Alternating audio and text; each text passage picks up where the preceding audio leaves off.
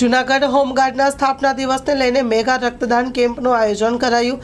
6 December એટલે home guard સ્થાપના દિવસ।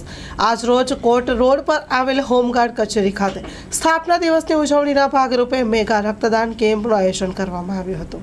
Story report by Paresh Buddhabhatti, Junagadh.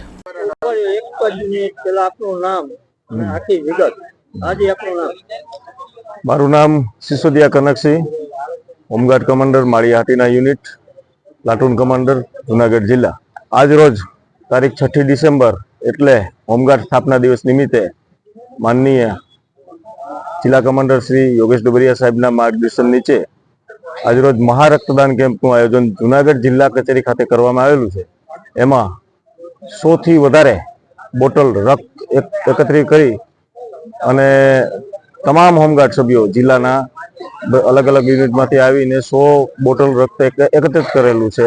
સાથે સાથે ઘણા બધી સારી કામગીરી જે હોમગાર્ડોએ કરેલી છે, હોમગાર્ડ જવાનોએ, એને બિરદાવવા માટે, એને પ્રોત્સાહિત કરવા માટે જિલ્લા કમાન્ડર સાહેબ પોતે હાજર રહી અને સન્માનપત્ર આપી અને પ્રોત્સાહિત કરેલા છે।